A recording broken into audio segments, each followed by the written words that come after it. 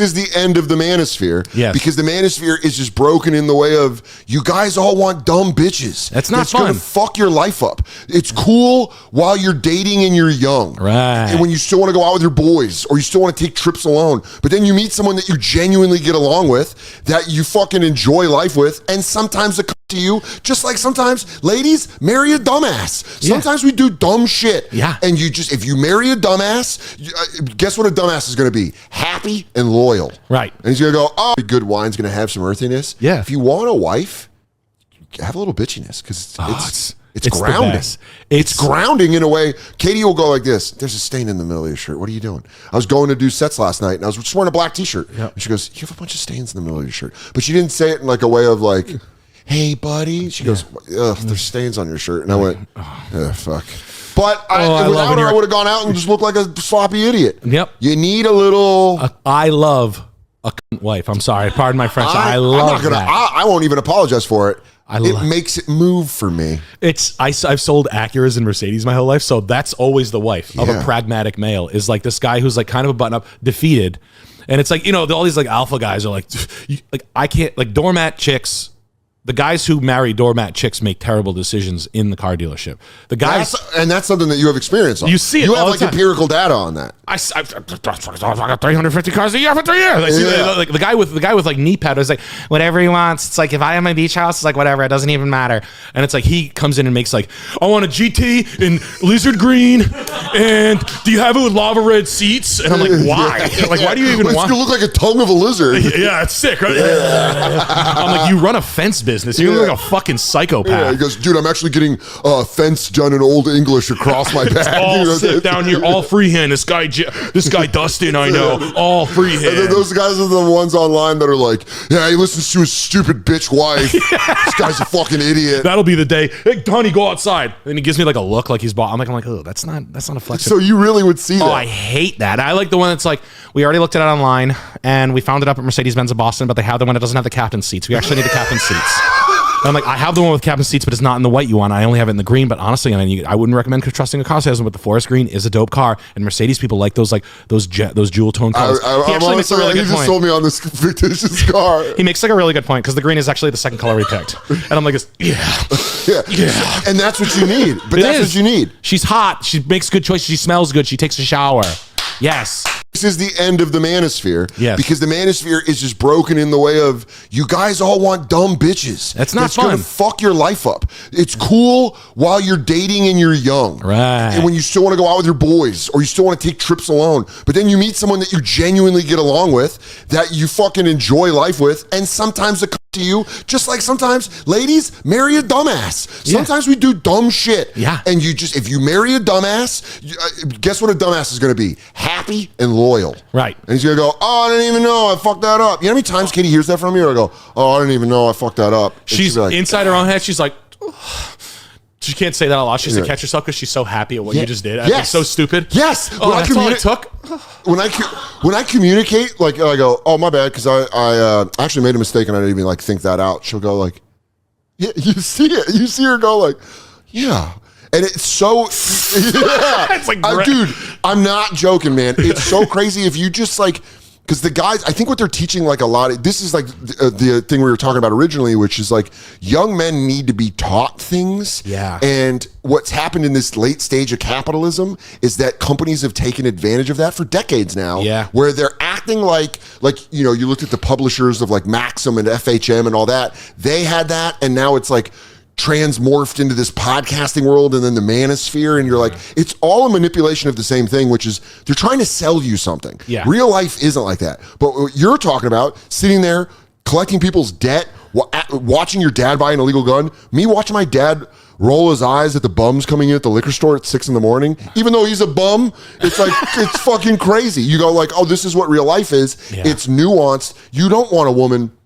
In my head, I would probably, even at the ripe old age of 43, be like, oh, a giant tittied slut who just says yes to everything sounds awesome for a day. For an hour and a half. Until you get that 3.5 ounces of liquid out of your body. I don't know how much cum. 3.5 ounces. Wow, Dan. Is that like that's Peter a lot. North? Let's see. This is let's find this out. That's 16. Hold on. Is this almost empty? Yeah, that's about an ounce and a half. That's an ounce and a half.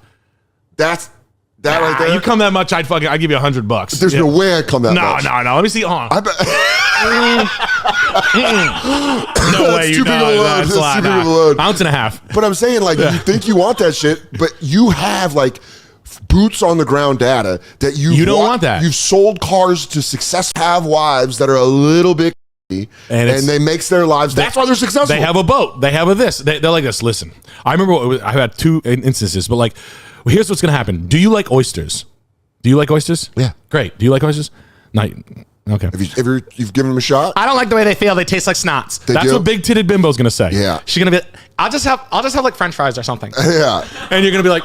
Oh, because I've dated like we've all dated a bimbo, but it's like at dinner where like I'm dating a fucking 5-year-old brain. Like you're clearly stunted, and like your thong worked for so long, it's not working with me anymore. And I like being, I like the reverse where we'll be at dinner and I'll be like, I don't like caramelized onions, and then Katie will be like, have you ever had caramelized onions? And I'd be like, yeah, I didn't really like it. She's like, well, it's really good on this steak, and you should try it. And then I'll take a bite and I'll be like, I really like caramelized onions. And she's like, yeah. And then you're just like, be a little bit of a dumbass. Yes. Let her be a little bit of a, you be a little bit of a dumbass. It's going to win 90 times out of 100. You were saying the stories of guys coming in that dudes have told me, like, it's like, it's just, you see them make decisions, like a decision after decision. And it's such a letdown, like calling their wives like rugrat and stuff like that. Or, like just it's like you think it's cool on the onset, and then you realize like, oh, this guy's life sucks. Like, yeah, because he doesn't respect the person he's spending all of his time with. Yeah, it's so weird. It's like guys who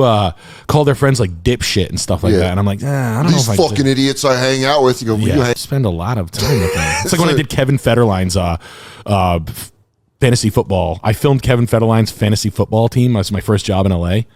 And he took us outside and then like dumped about all his boys being like total fucking losers. And I was like, dude, these are like your boys. Like, wait, so you were filming like a reality TV show? He was like, I'm doing a pilot. Ashton Kutcher's in my fantasy football league. And I took my like film friends and all that our gear up to his house in Calabasas. And his house was fucking disgusting.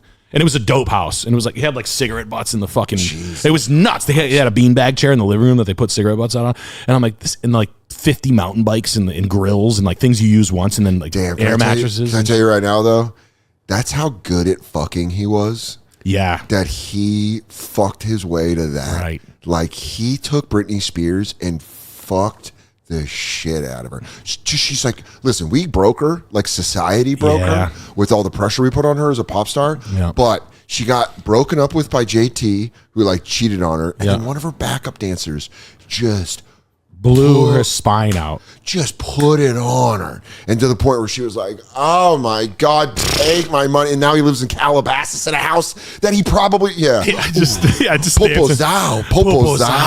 Yo, my friends are stupid as shit. Is that what? Half of a Guy Fawkes mask on the whole time. That's so funny. I'm like this. I have to leave. I gotta go. He's talking through a dirt bike helmet. Literally, I'm like, he's like, yeah, dude, they're fucking idiots. Yeah, that was but he just dumped on him, and then and it kind of, I was like, this guy's probably dating a knee pad. You know, he doesn't have a girl that's gonna tell him to take a shower because you smell like a lacrosse glove right now. Like, you smell musty. Ew, go away. But it is, and you see those guys, and you're like, oh man, it's like when you see celebrities that only have yes men around them. Yeah, you go, well, this is inevitable that you're gonna suck. Yeah, because no one's going, shut up, dude. Yeah, don't do that. Shut up. Yeah, I'm your friend. Like no one's a friend. Like, hey, Dan. I fucking bombed last night at the Cellar. Like I had a bad set with jokes that are on my special and everything. No excuse besides I was flat and I just didn't connect with the audience. Wow. And I was there all night. I had good shows. I was a little cocky. Went in and got fucking ear-holed by that audience. No shit. Put on the dirt. But I left and I came home and Katie's like, how'd it go? I went, I fucking bombed on my last show. And she goes, yeah, you always say that's like good though, right? And I went, yeah. Yeah. You're doing the Leonardo DiCaprio meme crying. You're like, yeah. I go, yeah. Yeah, but I like, dude, I woke up this morning and she was getting ready for work and I just rolled over and I go, remember when I bombed last night? And she goes, no, I wasn't there. And I went, yeah, I'm holding on to it. But you can't, but it is like versus comics that I only see have good sets. And you go, well, I don't think you're growing at all. You have to have, You have to mix some shit in. Yeah, you gotta have the strife and be down in it. I think the people living in La La Land too long. The one I was gonna say was the guy. There was this guy that told me in earnest. I remember he was like the coolest guy on the phone. I was like, man, this guy's like, well, he was a Canadian businessman. I sold him an Acura over the phone. He couldn't get him. It was like an Acura Tech, and I was like, wow, this guy's cool. He kind of picked up that I was like with it as like a younger kid. And he was like, you seem like a pretty straightforward guy. You shoot straight, blah blah. I was like, look, man, I'll give you $800 off. You can't get him, blah blah blah blah. Shows up from Canada, buys the car, bought a house in Boston, tech guy, and he goes, look, man, I'm gonna be honest. Shows up with his wife, who's one of the ones that we like, and he looks at me in honest. He goes, Nick, I want to tell you something serious. He's like, she's go over there. He's like, don't ever get married. I'm dead serious. And I'm like, what? He's like, I'm being serious. Listen to me. He's like, you seem cool. You're 20. How old are you? He goes, what are you, 34? I was like, I'm 23. He goes, Jesus Christ, you've lived a tough 23. life. I have a full head of hair. I choose to shave it.